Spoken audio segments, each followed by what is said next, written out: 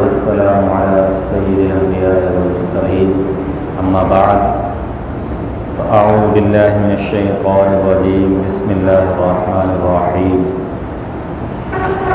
قال الله تبارك وتعالى في القرآن المجيد والفرقان الحميد وربك الغني ذو الرحمة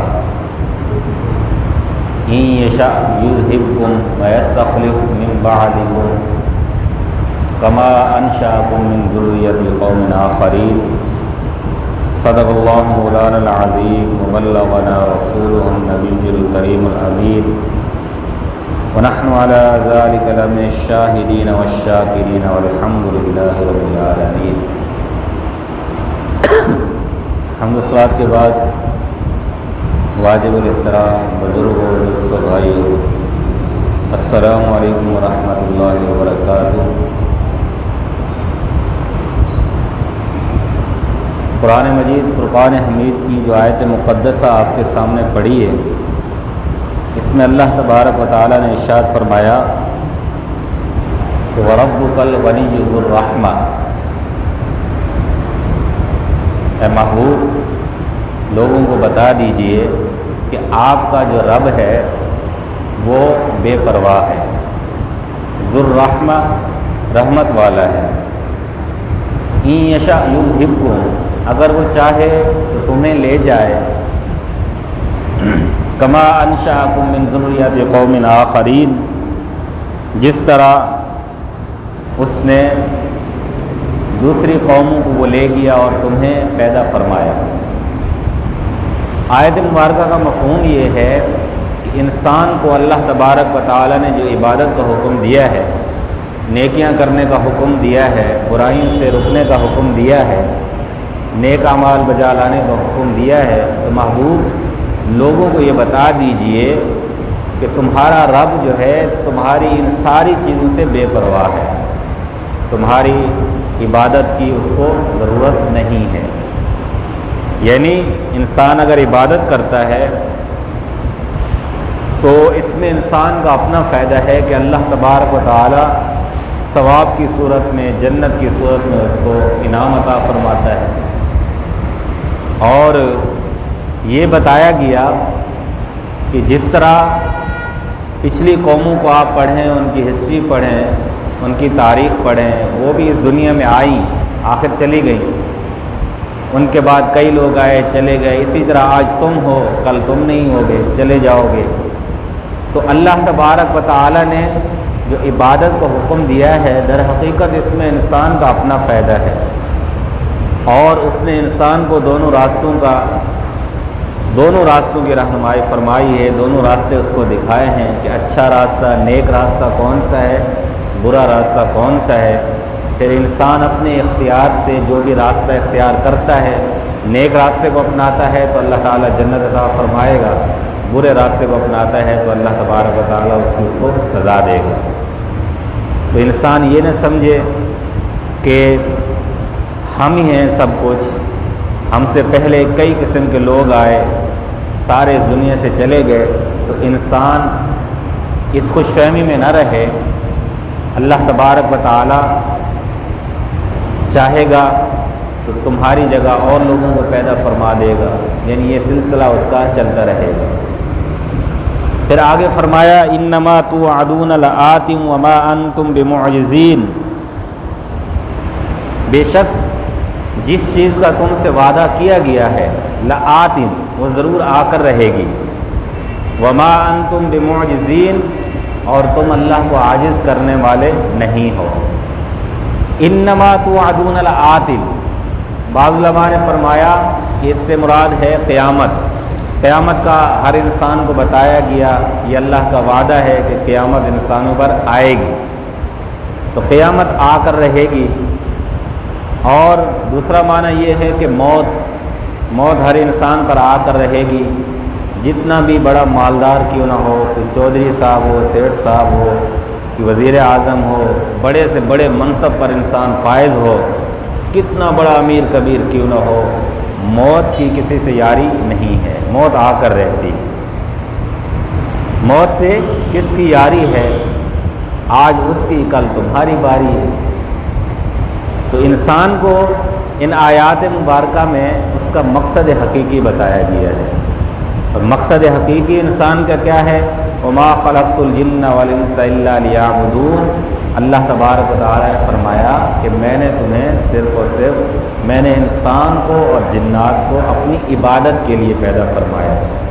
آپ کو پچھلے درس کے اندر بتایا تھا، جنات کے متعلق تھوڑی سی بحث ہوئی تھی کہ جنات میں مسلمان بھی ہوتے ہیں، کفار بھی ہوتے ہیں، فاسق بھی ہوتے ہیں اور نیک بھی ہوتے ہیں۔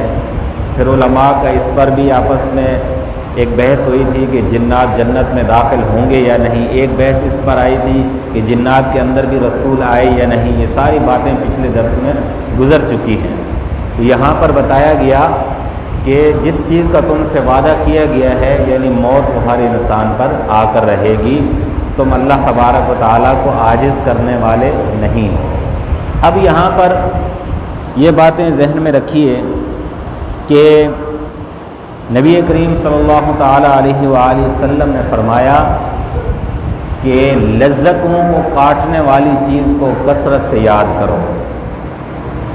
یعنی یہ دنیا کے اندر جتنا بھی لذت کا سامان ہے، مختلف قسم کے لباس ہیں، اعلیٰ قسم کے اور فاخرانہ لباس ہو گئے، مختلف قسم کے اعلیٰ قسم کے کھانے ہیں، یہ ساری لذتیں جو ہیں موت جب آتی ہے وہ ساری لذتیں ختم ہو جاتی ہیں۔ فرمایا ان لذتوں کو کاٹنے والی چیز یعنی موت کو کثرت سے یاد کرو۔ ایک حدیث پاک میں آتا ہے، نبی کریم صلی اللہ علیہ وآلہ وسلم صحابہ کے ساتھ ایک مردہ بکری کے بچے کے پاس سے گزرے۔ آپ نے صحابہ سے فرمایا اس کو کون خریدے گا؟ انہوں نے عرض کیا یا رسول اللہ یہ تو مردہ ہے، اس کو کون خریدے گا؟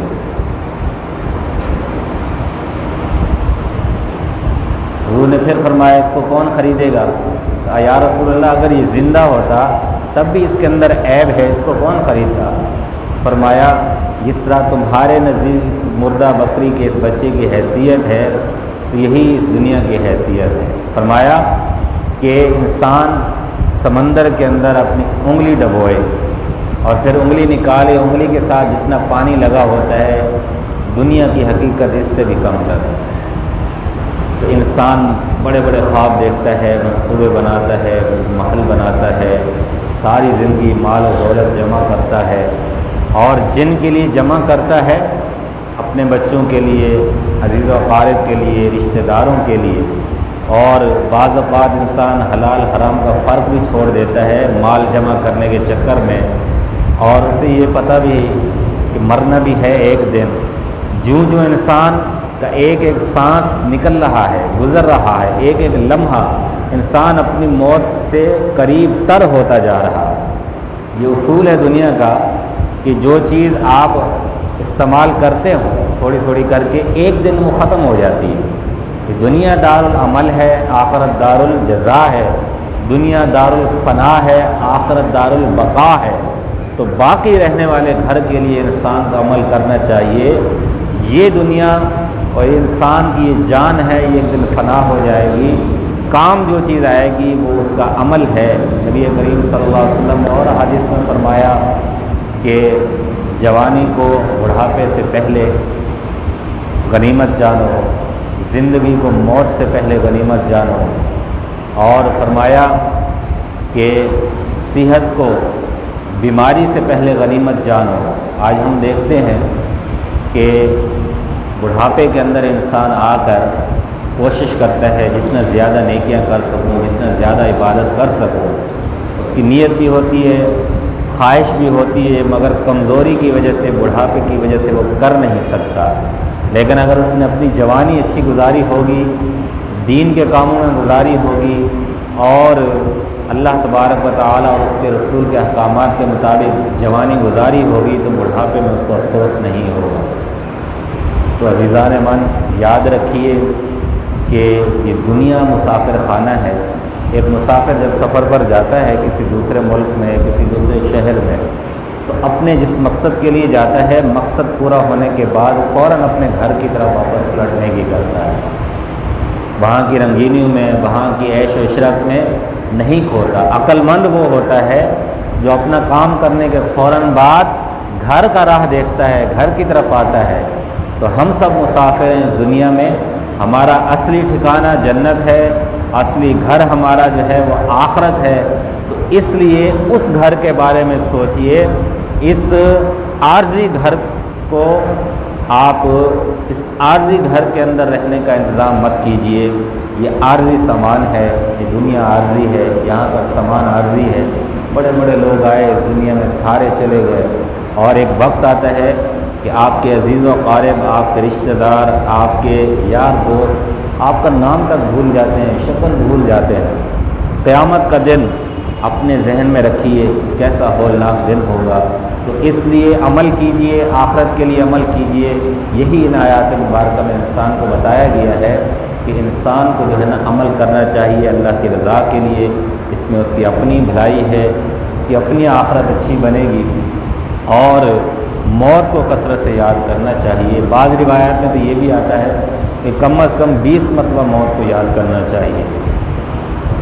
بعض بزرگوں نے فرمایا کہ انسان جو ہے اپنا دن جب صبح ہوتی ہے اپنا دن یہ سمجھ کے گزارے کہ یہ میری زندگی کا آخری دن ہے۔ رات کو سوتے وقت یہی سوچ کر سوئے کہ میری زندگی کی آخری رات ہے۔ اس لیے چلتے پھرتے اٹھتے بیٹھتے موت کو یاد کیجئے، عمل کیجئے، نیک اعمال کیجئے، اور اپنے ہر دن کو، اپنی ہر رات کو آخری رات، آخری دن سمجھ کر عمل کیجئے، اور اللہ تبارک و تعالیٰ کی بارگاہ میں دعا کیجئے کہ ایمان پر خاتمہ ہو۔ ایمان بہت بڑی نعمت ہے، اور ایمان کی سلامتی کی دعا کیجئے۔